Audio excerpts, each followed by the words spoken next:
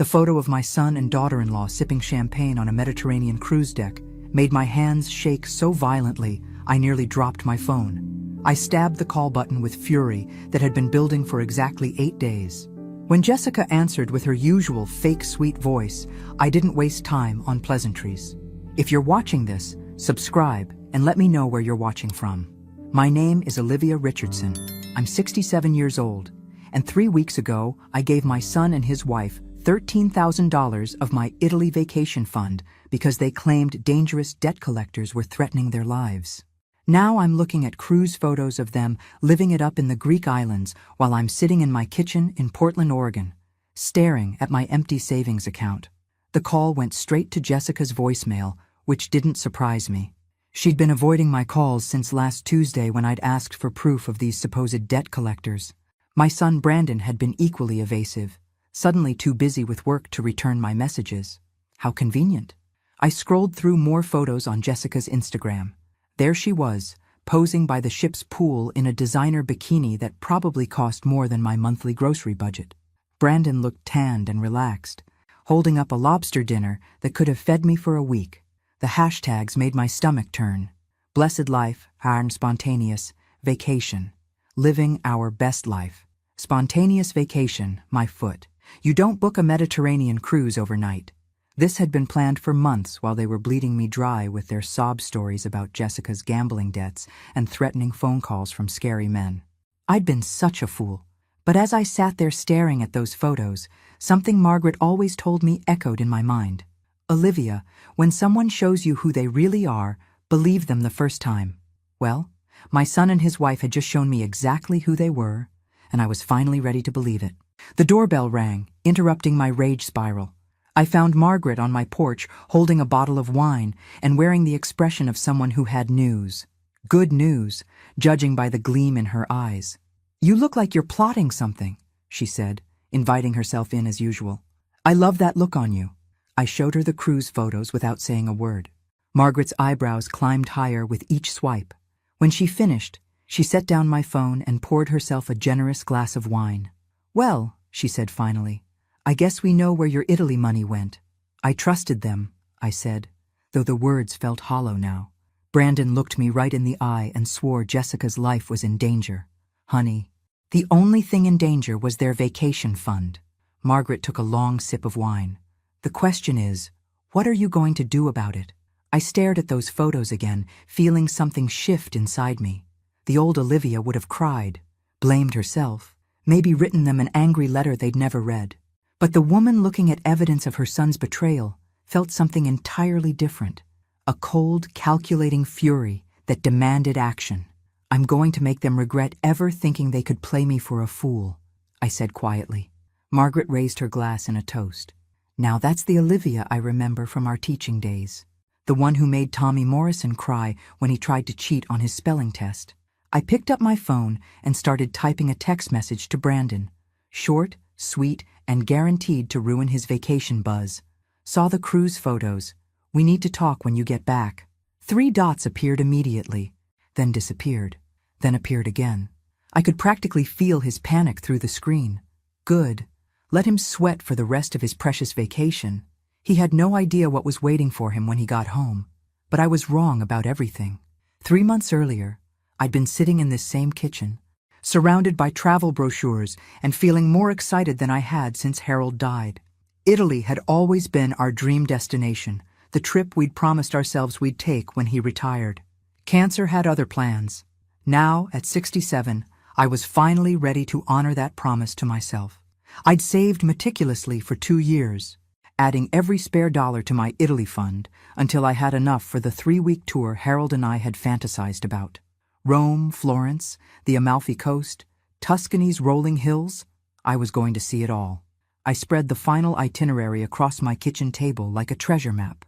September in Italy would be perfect. Warm but not scorching, fewer crowds, that golden light I'd seen in travel magazines. I'd even bought a new camera, something Harold would have teased me about since I'd always claimed his old Kodak was perfectly fine. The trip wasn't just about sightseeing, though. It was about proving to myself that I could still have adventures, that being widowed didn't mean my life was over. Brandon and Jessica had made enough comments about me staying closer to home at my age that I'd started to believe them. This trip was my rebellion against their expectations. Brandon had seemed supportive when I first mentioned it, though Jessica's smile had been tighter than usual. "That's a lot of money for one person," she'd said, not quite managing to hide the calculation in her eyes. "I mean, wouldn't it be more practical to do something local?" I should have paid attention to that moment. Jessica never worried about my practical spending unless it interfered with her own plans. But I was too caught up in my excitement to notice the way she and Brandon exchanged glances when they thought I wasn't looking. The signs had been there for months, really. The casual comments about my fixed income, the suggestions that I was being reckless with my finances, the way they'd started treating my modest inheritance from Harold like it was community property. Harold had been a careful man who'd left me comfortable, but not wealthy. The Italy trip would take a significant chunk of my discretionary savings, and somehow Brandon and Jessica had convinced themselves that money should be theirs to influence. I remember calling Margaret after one particularly uncomfortable dinner where Jessica had spent the entire evening criticizing the restaurant I'd chosen as too expensive for what you get. Margaret had listened to my venting with the patience of a woman who'd known me for 40 years. "Olivia," she'd said finally, "that girl is already spending your money in her head. Mark my words." I'd laughed it off then. Brandon was my son, the little boy I'd raised to be honest and kind. Yes, he'd married a woman who was more high maintenance than I'd have chosen, but that didn't make him a thief. Family didn't steal from family. The travel agent had been so enthusiastic when I'd made the final payment. "Mrs. Richardson, you're going to have the time of your life," she'd gushed. "September is absolutely magical in Italy. You picked the perfect time." I'd walked out of her office feeling invincible, like I was finally taking control of my own story. The Italy trip represented everything I wanted to reclaim about myself: independence, adventure, the courage to live fully despite loss. Now, looking back, I realize that's exactly when Brandon and Jessica started their campaign in earnest. The phone calls became more frequent, always with some new financial crisis that required immediate attention. Jessica's mysterious health problems that needed expensive treatments. Brandon's car troubles that couldn't wait for their next paycheck. I'd helped with small amounts here and there, telling myself it was temporary, that they'd pay me back. But each request got a little bigger, a little more urgent, a little more emotionally manipulative. And I, desperate to be needed by my son, had fallen for every single lie. The cruel irony was that they'd trained me to be their personal ATM, using my own love against me. Every dollar I gave them was proof that I was a good mother, a supportive family member, someone worth keeping around. I thought I was buying their affection, but I was actually financing my own betrayal. That's when I realized how deep their lies really went. The call came on a Tuesday morning while I was reviewing my Italy packing list. Brandon's voice was shaky, panicked in a way I'd never heard before. My maternal instincts kicked in immediately, pushing aside the nagging doubts that had been growing stronger each day. "Mom, I need your help," he said without preamble. "Jessica's in serious trouble." I set down my coffee cup, my attention completely focused. "What kind of trouble?" "She owes money to some very dangerous people. Gambling debts. They're threatening to hurt her if she doesn't pay by Friday." The words hit me like a physical blow. Gambling debts? Jessica had never mentioned gambling beyond the occasional lottery ticket. But the terror in Brandon's voice was real, and my son had never been a good liar. Or so I'd thought. "How much money?" I asked, though part of me already knew the answer would be devastating. 13,000. His voice broke on the number. "Mom, I know it's a lot, but these people, they're not playing games. They showed up at our house yesterday. Jessica's been hiding in the bedroom ever since. $13,000, almost exactly the amount I had saved for Italy. The coincidence should have been a red flag, but my brain was too flooded with fear for my family to think clearly. Images of Jessica being hurt, of my son helpless to protect his wife, overwhelmed any logical skepticism. "Brandon, have you gone to the police? And tell them what? That my wife owes money to loan sharks? They'll just say it's a civil matter until someone gets hurt." "Mom, I'm scared, really scared." I could hear him crying, my strong, capable son reduced to tears by circumstances beyond his control. The sound broke something in me. This was my child, my baby boy who used to run to me when he had nightmares. If he needed me, I would move mountains to help him. Okay, I heard myself saying. Okay, we'll figure this out. How did Jessica even get involved with these people? It started small, Brandon explained. Online poker, sports betting. She said she was just having fun, blowing off steam. But then she started losing, and instead of stopping, she kept doubling down, trying to win back what she'd lost. You know how she gets when she's stressed. I did know. Jessica had always been the type to shop when upset, to make impulsive decisions when feeling overwhelmed. It wasn't that hard to believe she'd gotten in over her head with gambling. People made poor choices when they were struggling. The guys who came to the house yesterday weren't exactly subtle, Brandon continued. They made it very clear what would happen if Jessica doesn't pay. Mom, I can't lose her. I can't. The desperation in his voice sealed my fate. This wasn't about money anymore. It was about protecting my family. The Italy trip suddenly seemed selfish, frivolous compared to my daughter-in-law's safety. I could always take another vacation, but I couldn't replace Jessica if something happened to her. I have some savings, I said slowly. The money I'd put aside for my trip. I can't ask you to give up Italy for us. But he wasn't really protesting, was he? If he'd truly been against taking my vacation money, he would have hung up and found another solution. Instead, he waited in silence while I talked myself into sacrificing my dreams for their crisis. Family comes first, I said, echoing the values Harold and I had tried to instill in him. Italy will still be there next year. Mom, you're saving our lives.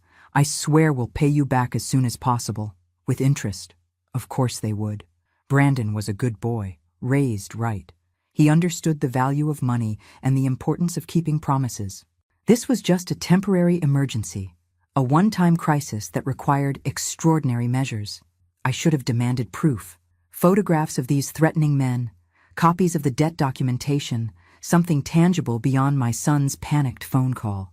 But I was too busy being the mother he needed me to be, too focused on playing my role in their drama to ask the hard questions. I'll transfer the money today, I promised. But Brandon, Jessica needs to get help for this gambling problem. This can't happen again. Absolutely. We've already looked into counseling programs. She's going to get the help she needs. Such reasonable words. Such sensible plans. My son sounded like he had everything under control except for this one unfortunate situation. I felt proud of him for handling the crisis so maturely, for protecting his wife while also taking steps to prevent future problems. I hung up feeling like a hero, the good mother who'd stepped up when her family needed her most. Sure, I'd have to postpone my Italian adventure, but wasn't sacrifice what love was all about? Harold would have done the same thing if he'd been alive. Within an hour, I'd transferred $13,000 to Brandon's account and called my travel agent to cancel my trip. The cancellation fees were substantial. But compared to Jessica's safety, money seemed meaningless. I spent the rest of the day feeling righteously satisfied with my decision. When Margaret called that evening, I told her about the family emergency with the gravity of someone who'd averted a disaster. Gambling debts? Margaret had sounded skeptical. Since when does Jessica gamble? Apparently it started small and got out of hand. It happens to more people than you'd think. And these debt collectors just happened to demand exactly the amount you had saved for Italy? Margaret, I know what you're thinking, but Brandon was genuinely terrified. You should have heard his voice. If you say so, honey. I just hope those two appreciate what you've given up for them. I was sure they would. How could they not?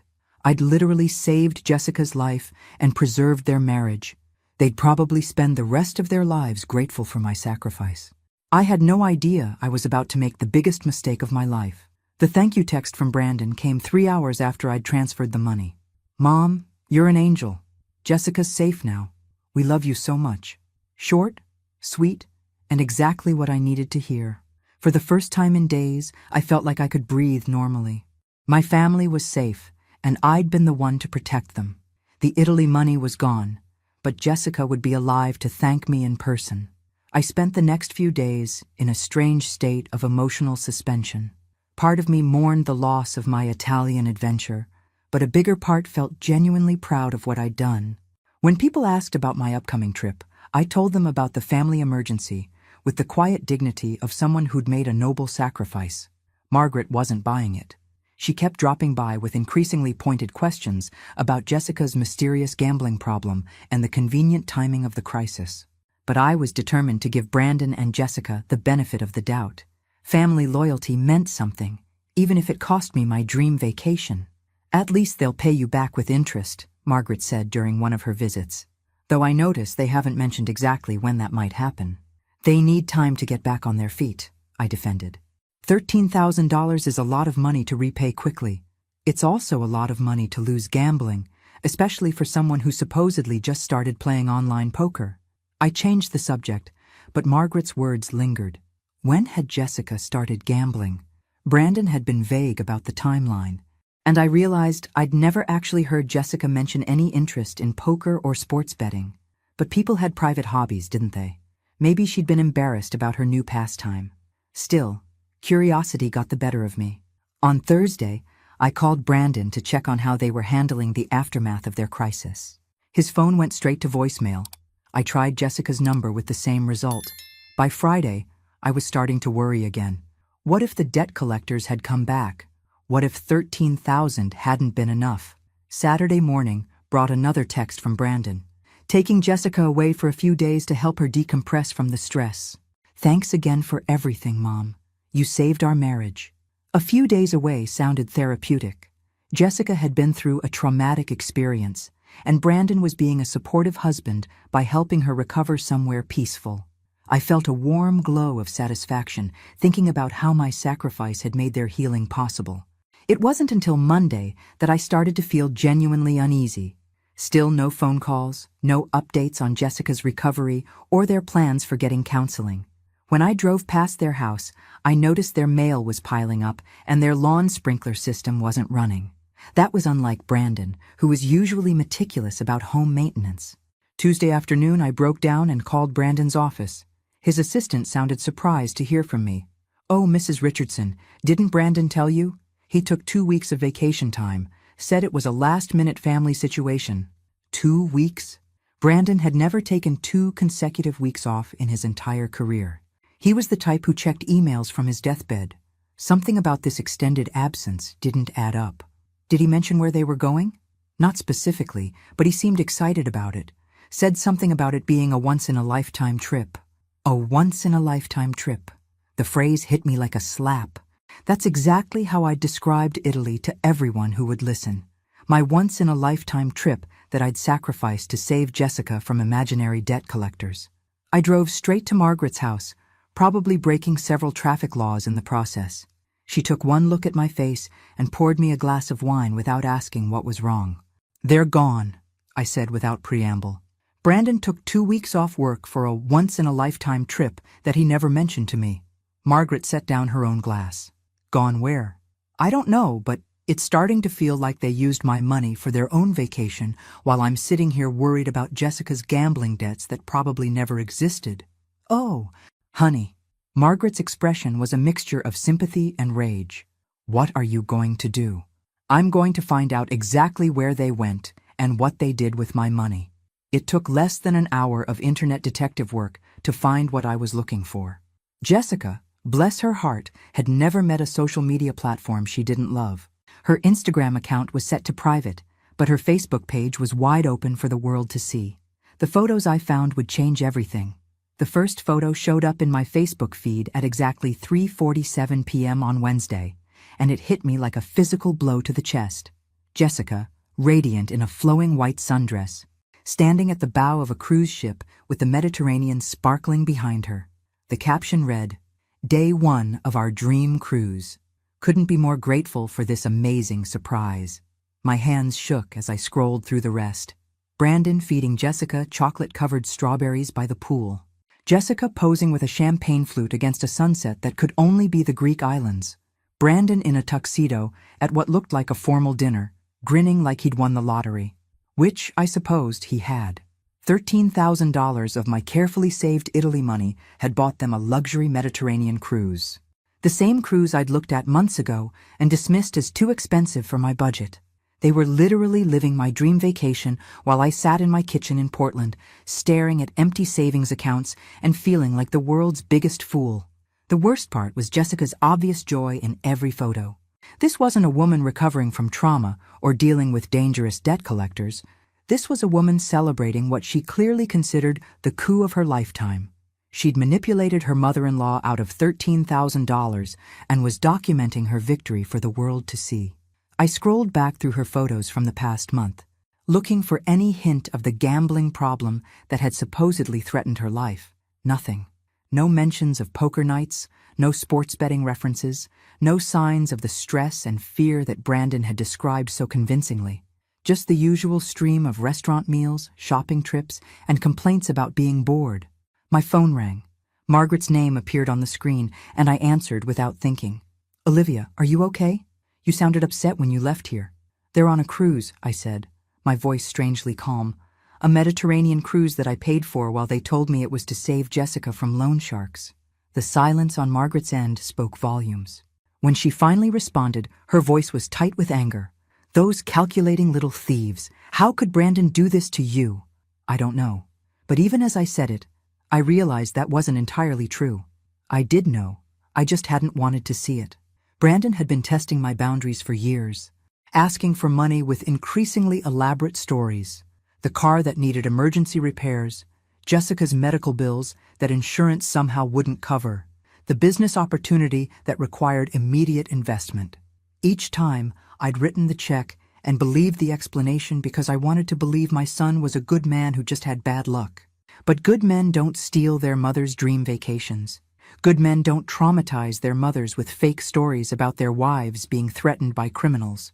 Good men don't document their fraud on social media while their victims sit at home, worried sick about their safety. "What are you going to do?" Margaret asked. I stared at the latest photo Jessica had posted, her and Brandon toasting each other at dinner, both looking tan and relaxed and utterly content with their betrayal. The caption read, "So grateful my husband surprised me with this incredible trip. Sometimes the best adventures are the ones you never planned." Surprise trip. Of course that's how she'd frame it. Jessica probably had no idea her husband had stolen the money from his mother. In her mind, Brandon was the generous husband who'd spontaneously whisked her away on a romantic cruise. She got to play the grateful wife while I played the fool. "I'm going to make them pay," I said quietly. "Good. Do you want me to come over?" "Not yet. I need to think about this. Really think about the best way to handle it." After I hung up, I sat in my kitchen staring at those photos until my eyes burned. The rage was building slowly, like a storm gathering strength offshore. These people had looked me in the eye and lied. They'd used my love for Brandon against me, weaponized my desire to help family, turned my generosity into their personal windfall. The old Olivia would have called Brandon immediately, crying and demanding explanations. She would have given him the chance to spin another story, to manipulate her emotions again, to somehow make this betrayal seem like a misunderstanding. But the woman looking at evidence of her son's theft felt something entirely different. Cold, calculating fury that demanded more than tears and confrontations. They'd played me for a fool, stolen my dreams, and documented their victory like it was something to celebrate. If they wanted to play games with my money, I was going to teach them a lesson about consequences they'd never forget. The next photo showed them parasailing over crystal blue water, Jessica's arms spread wide like she was embracing the world. My world, my money, my sacrificed dreams. I took a screenshot of every single photo, building an evidence file of their betrayal. By the time I was finished, I had documentation of every meal, every excursion, every moment of joy they'd stolen from me. They thought they were so clever, posting their fraud for everyone to see. They had no idea they'd just handed me everything I needed to destroy them. What I discovered next made my blood run cold. The credit card statement arrived in my mailbox Thursday morning, and at first I almost threw it away without opening it. It was for the card I kept for emergencies, the one I rarely used and usually carried a zero balance. But something made me tear open the envelope. Maybe the same instinct that had been warning me about Brandon and Jessica for months. The balance was $4,147. I stared at the number, my brain struggling to process what I was seeing. I hadn't used this card in over 6 months. The last charge had been for a new washing machine when mine died unexpectedly. So how was there nearly $5,000 in charges I'd never made? My hands shook as I scanned the line items. Airline tickets to Miami, travel insurance, shore excursion packages in Santorini and Mykonos, ship-to-shore Wi-Fi packages. Every single charge was dated from the week before Brandon's panicked phone call about Jessica's supposed gambling debts. They hadn't just stolen my Italy money. They'd used my credit card to enhance their stolen vacation, adding expensive excursions and upgrades while I sat at home worrying about Jessica's safety. The timeline made sickening sense now. Brandon had planned this cruise for weeks, maybe months. The gambling debt story was just a cover to extract the cash they needed for the basic cruise package. I called the credit card company with fingers that could barely dial the numbers. The customer service representative was sympathetic, but firm. All the charges had been made with the correct security codes and billing zip code. Someone with access to my complete card information had used it, and that someone had known exactly when I'd be distracted enough not to check my statements. "Do you have any family members who might have access to your card information?" the representative asked. "Yes," I whispered. "I do." Brandon had helped me organize my finances after Harold died. He'd sat in my kitchen, going through every bank account and credit card, helping me set up online access and automatic payments. He'd written down all my passwords and security information for emergencies. I'd thought it was sweet, the way he wanted to protect me from financial confusion during my grief. Now I realized it had been reconnaissance. I hung up and immediately called my bank. The checking account showed 2 additional unauthorized transfers in the past month, both to online gambling sites. Small amounts, just a few $100s each, but the pattern was clear. Brandon had been testing my security, seeing how long it would take me to notice unusual activity. When I didn't catch the gambling charges, he'd felt confident enough to go for the big score. The cruelest part was the gambling story itself. He'd actually used my credit card to place small bets online, creating a paper trail that would support his lies if I ever got suspicious. If I'd demanded proof of Jessica's gambling problem, he could have shown me my own bank statements as evidence. My son had stolen from me, lied to me, and framed me for the very crime he was committing. The boy I'd raised to value honesty and integrity had become a master manipulator who viewed his own mother as nothing more than a source of income to be exploited. I sat in my kitchen staring at the evidence of their betrayal, feeling something fundamental shift inside me. This wasn't just about money anymore.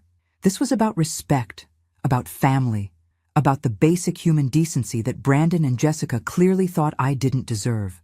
They'd made a crucial mistake, though. They'd gotten greedy. If they'd stuck to stealing my Italy money, I might have eventually forgiven them. Family loyalty runs deep, and I'd already proven I was willing to sacrifice my dreams for their supposed needs. But the credit card charges showed a level of premeditation and contempt that couldn't be explained away. This wasn't a desperate son making a poor choice in a moment of crisis. This was calculated theft by someone who'd studied my financial habits and deliberately exploited them. Someone who'd sat in my kitchen, accepted my trust and help, and planned my destruction while smiling to my face. Margaret arrived within minutes of my phone call, took one look at the credit card statement, and said exactly what I was thinking. "That son of a bitch." "It gets worse," I said, showing her the bank records. "He's been stealing from me for weeks, maybe months. Small amounts, testing to see if I'd notice. And now they're living it up on your dime while posting photos of their perfect vacation." I nodded, feeling that cold fury crystallize into something harder and more focused. "Margaret, I need your help. I'm going to make them pay for this, but I need to be smart about it. No more emotional reactions, no more giving them the benefit of the doubt." "What do you need?" "I need to know everything about that cruise, where they're going, when they're coming back, what they've planned for when they get home. And I need to know it without them realizing I'm investigating." Margaret smiled, and for the first time in days, I felt like I might actually win this fight. "Honey, you've come to the right person.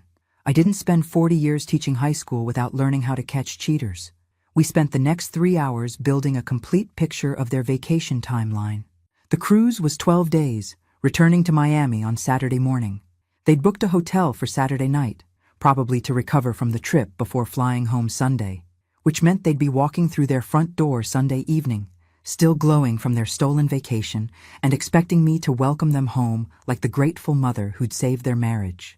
They had no idea I'd spent the week uncovering every detail of their betrayal, They didn't know about the credit card statements or the banking records or the carefully documented timeline that proved their guilt beyond any reasonable doubt. Most importantly, they had no idea what I was planning for their homecoming. That's when I knew exactly what I had to do. Sunday evening arrived with the punctuality of a funeral service. I'd spent the entire weekend preparing for Brandon and Jessica's homecoming, and by 6:30, I was positioned in my living room chair with a clear view of their driveway. Margaret sat beside me, armed with a thermos of coffee and the grim satisfaction of someone about to witness justice. "You sure you don't want me to stay for the actual confrontation?" she asked for the third time. "I need to handle this alone," I said, watching their house for signs of life. "But thank you for everything. I couldn't have done this without you." At 7:15, Brandon's Honda pulled into their driveway. Even from my window, I could see they were both tan and relaxed, moving with the lazy contentment of people who just returned from the vacation of a lifetime. My vacation. My $13,000 plus $4,000 in credit card charges I was still disputing. Jessica stretched like a cat in the passenger seat, probably working out the kinks from their long travel day. Brandon pulled suitcases from the trunk, both of them laughing at something I couldn't hear. They looked like any other couple returning from a romantic getaway, not thieves who'd spent 2 weeks spending stolen money. I waited exactly 30 minutes before walking across the street and ringing their doorbell, just long enough for them to start unpacking, to relax into the comfortable assumption that they'd gotten away with it. Brandon answered the door, looking genuinely surprised to see me. "Mom, what are you doing here?" "I wanted to welcome you home," I said pleasantly. "I've been so worried about Jessica. How is she feeling after her traumatic experience with those debt collectors?" For just a moment, confusion flickered across his face. Then I watched him remember the lie he'd told, the performance he'd have to continue. "She's doing much better. The time away really helped her recover." "I'm so glad to hear that. May I come in? I brought some photos I thought you might enjoy seeing." Jessica appeared behind Brandon, looking every bit as sun-kissed and relaxed as her social media photos had suggested. "Olivia, what a nice surprise. You didn't need to come check on us." "Oh, but I did," I said, stepping into their living room uninvited. "I have so much to share with you both." I pulled out my phone and began scrolling through the screenshots I'd saved from Jessica's Facebook page. I was so relieved to see that Jessica was safe and healthy. In fact, she looked absolutely radiant in all her vacation photos. The silence that followed was deafening. Jessica's face went white, then red, then white again. Brandon looked like he was trying to solve a complex math problem in his head, probably calculating how much trouble they were actually in. "I can explain," Brandon started, but I held up my hand. "Oh, I'm sure you can. You're quite talented at explanations. But first, let me show you some of my own photos." I pulled out the credit card statements and bank records I'd printed and organized. "These are pictures of charges made to my accounts while you were supposedly dealing with Jessica's gambling crisis. Airline tickets, shore excursions, ship Wi-Fi packages. All purchased with my credit card information during the week before you called me about Jessica's life-threatening debt." Brandon sat down heavily on his couch. Jessica remained standing, but I could see her hands shaking. "Mom, I can explain everything," Brandon tried again. "It's not what it looks like." "Really?" "Because it looks like you planned a Mediterranean cruise, realized you couldn't afford it, and decided to steal the money from your mother. It looks like you used my credit card without permission to enhance your stolen vacation. It looks like you traumatized me with fake stories about your wife being threatened by criminals while you were actually booking dinner reservations and spa treatments." Jessica finally found her voice. "Olivia, you don't understand the whole situation. Then please, enlighten me. Help me understand how stealing $13,000 from your mother-in-law somehow makes sense." The fight went out of Brandon all at once. His shoulders slumped, and he looked like the guilty little boy I remembered from his childhood, caught with his hand in the cookie jar. "We needed the vacation. Our marriage was falling apart, and we thought time away might help us reconnect. So you decided I should pay for your marriage counseling cruise? We were going to pay you back," Jessica added quickly. "We just needed some time to get our finances sorted out." I laughed, but there was no humor in it. "With what money?" "Brandon, I've seen your credit report. You're maxed out on every card you have. You're behind on your mortgage, your car payment, and apparently your student loans. You can't afford to pay me back because you can't afford anything. That's when the real truth finally came out. You think we don't deserve nice things because we're not perfect with money? Jessica's mask of remorse slipped completely, revealing the entitled woman I'd suspected was hiding underneath. You have more money than you could spend in your lifetime, sitting in your house collecting dust while you obsess over your stupid Italy trip. Jessica, Brandon warned, but she was past caring about maintaining their facade. No, Brandon, I'm tired of pretending. Your mother acts like we're criminals for needing help, but she's the one hoarding money while her own family struggles. She could have paid for that cruise 10 times over, without missing a meal. The audacity took my breath away. Hoarding money? I worked for 43 years as a teacher, saved every penny I could, and lived modestly so I could enjoy my retirement. That's not hoarding, that's planning. And what good did all that planning do you? Jessica shot back. You sit in that house by yourself, talking to your neighbor about trips you're too scared to actually take. At least we used the money to create memories. You used stolen money to create memories, I corrected. And apparently you think that's acceptable because I'm old and alone and couldn't possibly have dreams worth respecting. Brandon finally tried to regain control of the conversation. Mom, Jessica's upset. She doesn't mean— Oh, I mean every word, Jessica interrupted. Your mother guilts you every chance she gets, makes you feel responsible for her loneliness, and then acts like the victim when we finally ask for help. She's been manipulating you for years. The projection was breathtaking. Here was a woman who'd helped steal $17,000 from me, and she was calling me the manipulator. But her outburst was also revealing something I'd suspected but never been able to prove. This hadn't been Brandon's idea originally. Interesting perspective, I said calmly. Tell me, Jessica, whose idea was it to use my credit card for the vacation extras? She glanced at Brandon, realizing too late that she'd said more than she intended. That's not relevant. I think it is. See, I've been wondering how Brandon got access to my complete financial information. Yes, he helped me organize my accounts after Harold died, but the credit card I use for emergencies was never part of that conversation. That card stayed in my purse, and the only time anyone else handled it was— I paused, watching their faces as the memory came back to me. Last Christmas, when Jessica offered to help me pay for dinner at that expensive restaurant. She took my card to the register while I was in the bathroom. Brandon looked at his wife with something that might have been surprise or betrayal. Hard to tell which. You photographed my card information, I continued. Probably the front and back, maybe even the security code on the back. That's how you knew my zip code, my full card number, everything you needed to make online purchases. You can't prove that, Jessica said, but her voice lacked conviction. Actually, I can. See, I called the credit card company and requested detailed information about where those charges originated. IP addresses, device information, geographical location. Would you like to guess where the airline tickets were purchased? The silence stretched between us like a taut wire. Brandon was staring at Jessica now, with an expression I'd never seen before. Not angry exactly, but calculating, like he was finally seeing his wife clearly for the first time. From this house, I continued. On your home computer, Jessica, which means you've been planning this theft for months, waiting for the right opportunity to steal a large amount of money from me. That's enough, Brandon said quietly. But he wasn't talking to me. Jessica must have heard something dangerous in his voice, because her attitude shifted abruptly. Brandon, honey, don't let her turn us against each other. We're a team, remember? It's us against the world. Is it? Brandon asked. Because right now it feels like you used me to steal from my mother, and you're expecting me to cover for you. The dynamic in the room was changing in real time. Jessica had overplayed her hand, revealed too much about her role in planning the theft.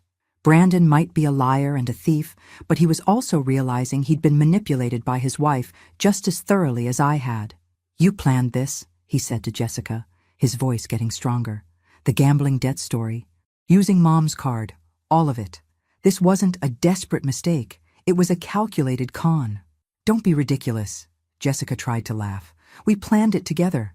No, we didn't. I wanted to ask Mom for a loan for the cruise. You said she'd never agree to pay for something that expensive, that we needed a better story. You came up with the gambling debt idea. I watched my son piece together his wife's manipulation with a mixture of satisfaction and sadness. Satisfaction because Jessica was finally being exposed for what she was. Sadness because Brandon was realizing his marriage might be built on lies just as elaborate as the ones they'd told me. But none of this absolved him of his choices. He might have been manipulated by his wife, but he'd still looked me in the eye and lied. He'd still terrorized me with fake stories about Jessica's safety. He'd still chosen his wife's schemes over his mother's trust. That's when I delivered the knockout punch. The good news, I said, pulling out a manila folder I'd been saving for this moment, is that I've already taken care of everything. Brandon and Jessica exchanged glances, probably wondering if I meant I'd forgiven them or called the police. The truth was more elegant than either option. You see, when I discovered your theft, I had a choice. I could report you to the authorities, which would likely result in criminal charges and definitely destroy what's left of our family relationship, or I could handle this privately, in a way that ensures you never steal from me again, while also protecting Brandon from the worst consequences of his poor judgment. I opened the folder and spread its contents across their coffee table. Bank statements, legal documents, correspondence with credit card companies, and most importantly, a detailed accounting of every dollar they'd stolen. $17,437, I said. That's the total amount you took from me, including the cruise cost, credit card charges, and the fraudulent gambling transactions you used to create your false narrative. Jessica leaned forward to examine the documents, her face growing paler with each page. What is all this? Evidence, documentation, a complete paper trail of your theft, with timestamps, IP addresses, and bank records that prove exactly what you did and when you did it. I smiled pleasantly. I've been quite thorough. Mom, Brandon started, but I held up my hand. I'm not finished. As I said, I had a choice about how to handle this, and I chose the option that protects my interests while giving you both a chance to avoid criminal prosecution. I pulled out the final document, a legal agreement I'd had drafted by Margaret's lawyer nephew. This is a promissory note for the full amount you stole, plus interest, to be repaid over the next 2 years.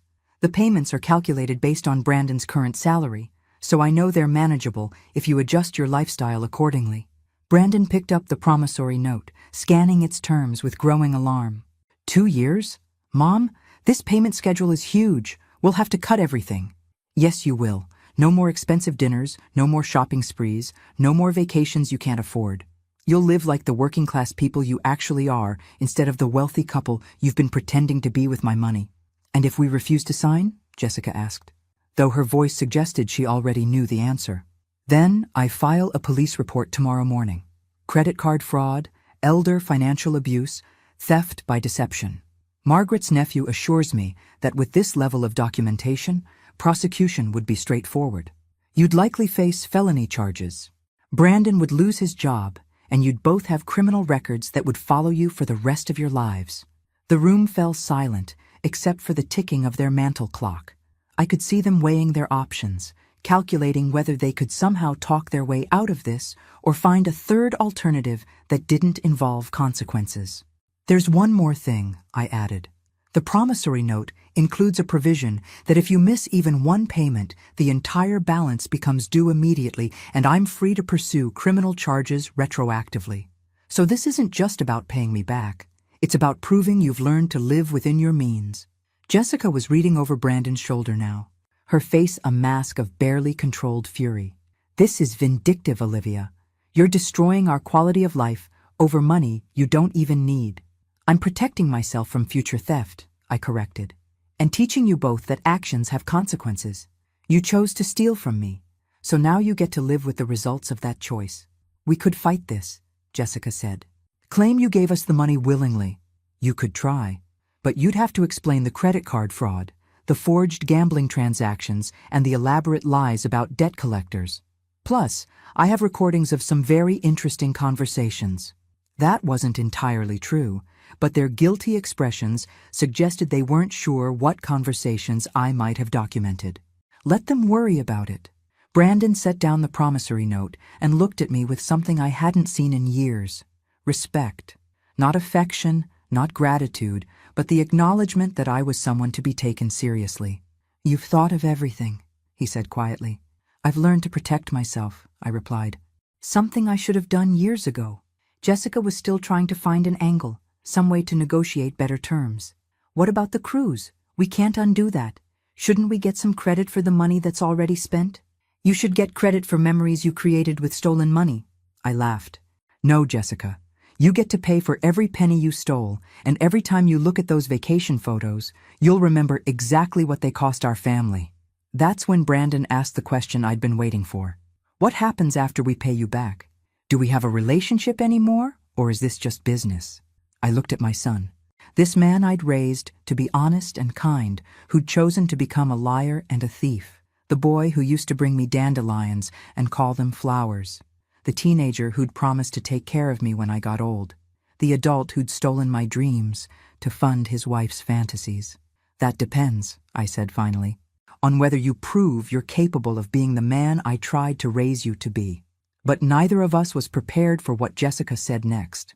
Fine, Jessica said, her voice sharp as broken glass. We'll sign your precious contract and pay back every penny. But don't pretend this makes you the victim. Olivia, you want to know the truth? We've been supporting you emotionally for years while you drained us financially. Brandon looked at his wife like she'd lost her mind. Jessica, what are you talking about? Your mother, she continued, turning to face me directly, has been guilt-tripping you about money and attention for years. Every holiday, every birthday, every family gathering, it's been about how lonely she is, how worried she is about her finances, how she sacrifices for everyone else. She trained you to feel responsible for her happiness, then acts shocked when we actually need help. The lies were breathtaking in their audacity. I've never asked Brandon for financial support, I said evenly. No, you just make comments about how expensive things are, how fixed incomes don't stretch, how you don't know how you'll afford home repairs. You manipulate through martyrdom, then play innocent when people respond to your hints. I felt something cold settle in my stomach. These weren't random accusations. Jessica was describing specific conversations, private moments between me and Brandon that I'd thought were normal mother-son exchanges about life's challenges. You've been telling her about our private conversations, I said to Brandon. He had the grace to look ashamed. She's my wife, Mom. We talk about everything. Everything. Including how your mother mentions needing a new roof, or worrying about property taxes, or wondering how she'll afford to maintain that big house by herself. Jessica's voice was gaining momentum. You share all of it with me, and then you feel guilty because you can't afford to help her with every little problem. That's not manipulation, I protested. That's normal conversation between family members. Is it? Or is it a pattern of making your son feel responsible for problems he can't solve? Jessica pulled out her phone and started scrolling. Brandon, remember what you told me after Thanksgiving? About how guilty you felt because your mom mentioned the heating bill being higher than expected? Brandon's face flushed. Jessica, don't. Or what about when she mentioned that cruise prices had gone up and she might have to wait another year for Italy? You felt terrible because you knew she'd been saving forever, but you also knew we couldn't afford to give her thousands of dollars. I stared at my son, understanding dawning with sickening clarity. You felt obligated to help me afford Italy? You seemed so disappointed, Brandon said quietly. You'd worked so hard to save for that trip, and then prices increased right when you were ready to book. You didn't ask for money directly, but you heard it as a request for help, I finished. And when you couldn't afford to help, you felt guilty. So when the opportunity came up to borrow the money temporarily, Jessica continued, it felt like we were solving your problem and ours at the same time. You'd get your Italy trip eventually, and we'd get the vacation our marriage needed. The reinterpretation of events was masterful and completely wrong, but I could see how it might have worked on Brandon's conscience. Jessica had taken his genuine love for me and twisted it into something that justified theft. She'd made him believe that stealing my money was actually a favor to me. Except you weren't borrowing, I pointed out. You were stealing. And you had no intention of telling me the truth or paying me back. We would have paid you back, Brandon insisted. Eventually. With what money? You're barely making your current bills. That's when Jessica played her final card. With the money we'll inherit when you die. The words hung in the air like poison gas. Brandon went white, staring at his wife like she'd revealed herself to be a stranger. I felt something inside me go very still and very cold. Excuse me? Come on, Olivia. You're 67 years old. Statistically, you have maybe 15 years left. That house, your savings, your retirement accounts, it's all going to Brandon anyway. We were just accelerating the timeline a little bit. Jessica, Brandon whispered, but she was beyond stopping now. Your money is going to be ours eventually. So what's the difference if we use some of it now when we actually need it? At least this way, we get to enjoy it together instead of waiting for you to die first. The silence that followed was absolute. I could hear my own heartbeat, the hum of their refrigerator, the distant sound of traffic. But inside the room, nothing moved except the slow destruction of whatever relationship we'd had left. Brandon was staring at Jessica like he was seeing her for the first time. You planned this based on inheriting Mom's money when she dies? I planned this based on reality, Jessica shot back. Your mother isn't going to live forever, and when she's gone, we'll need that money for our own retirement. I just suggested we treat it like an advance on our inheritance. An advance you decided to take without asking, I said, my voice steady, despite the fury building in my chest. Would you have said yes if we'd asked? Absolutely not. Exactly. So we took what we needed and planned to replace it before you noticed. If you hadn't been so obsessive about checking your accounts, this never would have been a problem. I looked at this woman my son had married, this person who'd helped steal my money while justifying it as advance payment on my death, and I realized I'd been far too generous in my punishment. Jessica, I said quietly, you've just made a very expensive mistake. That's when I told them what was really going to happen. I set down the promissory note and pulled out a different document from my folder. I'm afraid there's been a change in plans. Brandon and Jessica both leaned forward, sensing that whatever came next was going to be worse than what they'd expected. You see, Jessica, when you mentioned inheriting my money, you revealed something crucial about your motivation for this theft. You didn't steal from me because you were desperate or made a poor decision in a moment of crisis. You stole from me because you consider my assets to be yours by right, just not available on your preferred timeline. I unfolded the new document and placed it on their coffee table. This is a revised version of my will, drafted this morning after I spoke with my attorney about our situation. Brandon's face went ashen. Mom, what did you do? I protected my assets from future theft. The original will left everything to you, Brandon, because I believed you were an honest man who would honor my memory by using that inheritance responsibly. Recent events have proven that assumption incorrect. Jessica snatched up the will, her eyes scanning frantically for her name. When she didn't find it, she looked for Brandon's. The longer she read, the more her face twisted with rage. You can't do this, she said finally. You can't leave everything to charity out of spite. I'm not leaving everything to charity, I corrected. I'm establishing a trust fund for my grandchildren's education, managed by independent trustees who will ensure the money is used for legitimate educational expenses. Brandon will receive a modest inheritance, enough to be meaningful, but not enough to fund a lifestyle he can't afford on his own. Brandon was reading over Jessica's shoulder now, his face cycling through disbelief, anger, and what might have been relief. How much is modest? $50,000. The rest, approximately $400,000 in assets, will fund college educations for your children and any future grandchildren I might have. Jessica threw the will down like it was contaminated. This is insane. We're your family. We're the ones who'll take care of you when you're old and sick. Really? Based on what evidence? You've already shown me exactly how you'll take care of me when you need money for vacations you can't afford. That's different, Brandon said, though his voice lacked conviction. Is it? Jessica just told me she considers my money to be advance payment on my death. She's literally counting on me dying so she can spend my life savings. How is that different from elder abuse? The question hung between us while they processed the implications. I'd spent 3 days thinking about Jessica's revelation, and every angle I examined led to the same conclusion. They would absolutely steal from me again, probably in increasing amounts as they got older and more desperate. This isn't fair, Jessica said. We made one mistake. You made a series of calculated decisions over several months. You studied my financial habits, stole my credit card information, created fake gambling transactions to support your lies, traumatized me with stories about threats to your safety, and then spent my money while documenting your theft on social media. That's not one mistake, Jessica. That's a criminal enterprise. Brandon finally found his voice. What about the promissory note? Do we still have to pay you back? Oh, absolutely. That debt doesn't disappear just because your inheritance does. You still owe me $17,437 plus interest to be paid over 2 years. So we pay you back money that won't even come to us when you die anyway? Jessica's voice was reaching dangerous octaves. That's correct. You pay me back money you stole because theft has consequences regardless of your future expectations.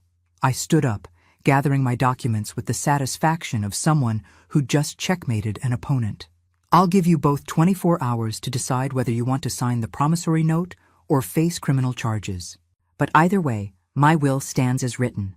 This is vindictive, Jessica spat. You're punishing us for being honest about the inheritance. I'm protecting my assets from people who've proven they can't be trusted with them. The children will get good educations, which is exactly what I would have wanted my money to accomplish. Brandon walked me to the door, his face a mixture of resignation and something that might have been respect. I guess I deserve this, he said quietly. You deserve consequences for your choices, I agreed. What you do with those consequences is up to you. As I walked back to my house, I felt lighter than I had in months. Not happy? Exactly. It's hard to be truly happy when your relationship with your son has been permanently damaged, but satisfied in a way that felt solid and final. Margaret was waiting in my kitchen with a bottle of wine and a knowing smile. How did it go? Better than expected. Jessica revealed more than she intended. And Brandon finally saw who he married. And the will? Changed. The kids will get educations instead of enabling their parents' poor judgment. Margaret raised her glass. To consequences. To consequences, I agreed. 3 months later, I was sipping wine on a terrace in Tuscany, watching the sunset paint the hills in gold and amber. I'd booked the trip to Italy using money from the first payment on Brandon and Jessica's promissory note. There was a certain poetic justice in funding my dream vacation with money they were paying back for trying to steal that same dream. My phone buzzed with a text from Brandon. Mom, I signed the divorce papers today.